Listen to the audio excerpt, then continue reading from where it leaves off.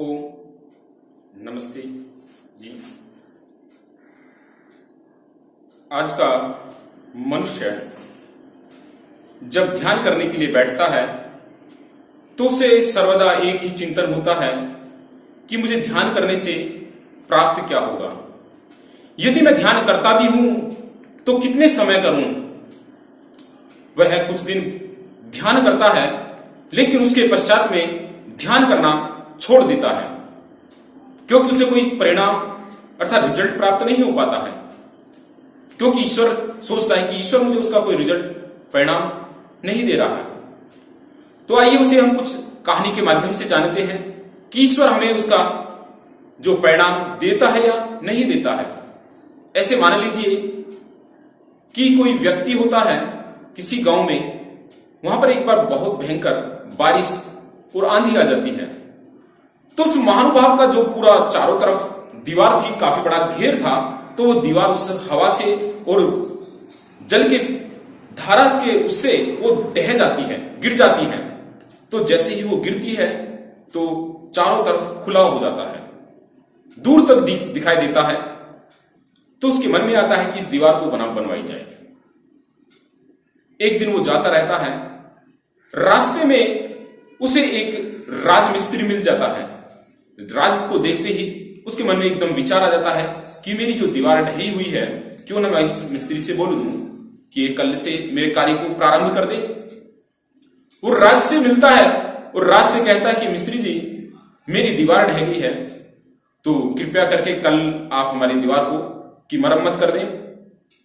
तो मिस्त्री थोड़ा सोचता है, कहता है कि ठीक है, आज तो मैं किसी कार्य के लिए बाहर जा रहा हूं और कल मैं प्रातःकाल आपके यहां पर कार्य पर आ जाऊंगा।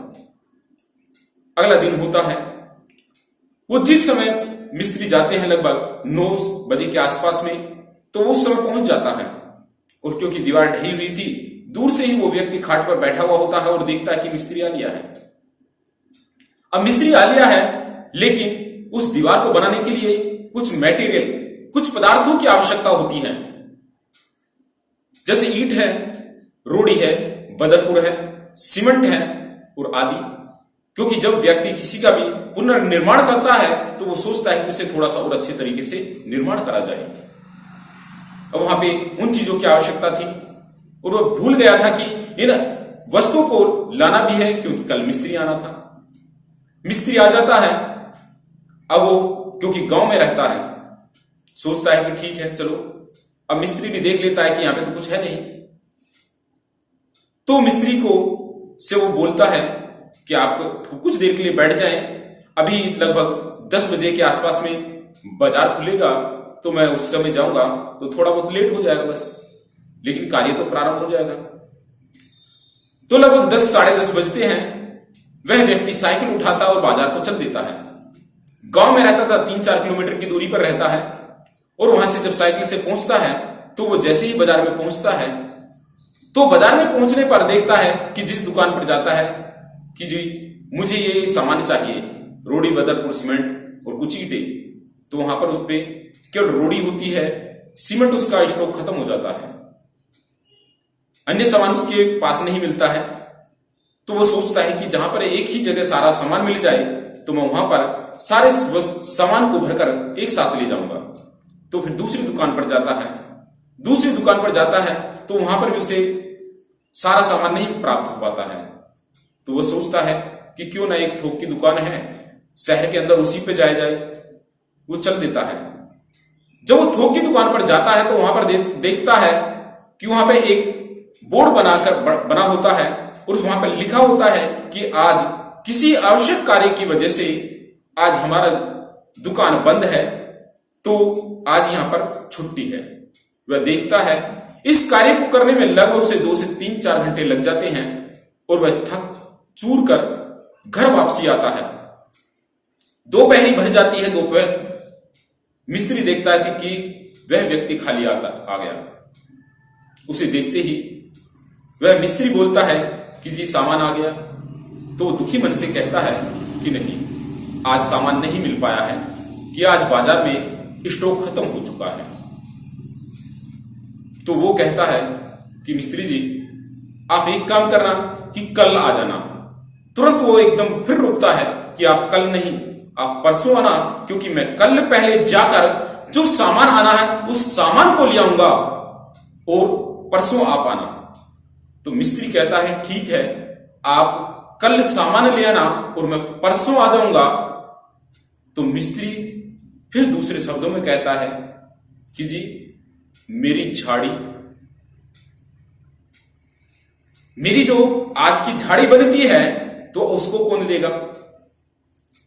अब प्राय यदि मनुष्य से पूछा जाए, सामान्य मनुष्य भी यह कहेगा कि उसकी झाड़ी बनती है, क्योंकि उसने अपना समय दिया है, उसने अपना समय दिया है। तो ये बताएं, जब एक लौकिक अवस्था में भी व्यक्ति केवल मात्र कोई कार्य नहीं करा है, उस मिस्त्री ने कोई कार्य नहीं करा है, लेकिन उसने अपना जो समय था वो समय दिया है उसे, उस समय देने के कारण से उसकी तनख्वाह बनती है, उसका जो रोज उस दिन की आय है वो बनती है।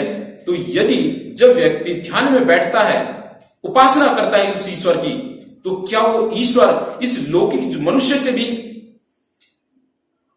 नीचे है? क्योंकि वो कभी भी हमारे समय को बर्बाद नहीं करता है, वो उसका जो परिणाम है, जो उसका रिजल्ट है, वो कभी ना कभी उसका परिणाम अवश्य देता है। तो यही भूल मनुष्य करता है कि कुछ दिन करता है और छोड़ देता है ध्यान करना। वो सोचता है कि मुझे कुछ प्राप्त नहीं हो रहा है और फिर वो दुखी रहता है, इसलिए ध्यान उपासना करना वो छोड़ देता है और अंधविश्वासों में भटकता डोलता है। तो हमें वो ईश्वर हमें अवश्य देता है, जो कार्य हम करते हैं उसका परिणाम अवश्य देता है। क्योंकि यदि आपने ध्यान उपासना में आपका मन लग रहा है या नहीं लग रहा है, आपका मन लगे या ना लगे, वो ईश्वर आपको उसका रिजल्ट, उसका परिणाम अवश्य देता है, क्योंकि आपने उसके लिए समय दिया है, उसे प्राप्त करने के लिए आपने समय दिया है। तो वह भी आपको उसका आनंद देगा। कुछ दिन नहीं दे वो हो सकता है, लेकिन एक समय आएगा कि वो उसका आनंद आपको अवश्य देगा, क्योंकि आप समय दे रहे हैं। समय देते नहीं है और सोचते हैं कि हमें तो कुछ प्राप्त नहीं हुआ।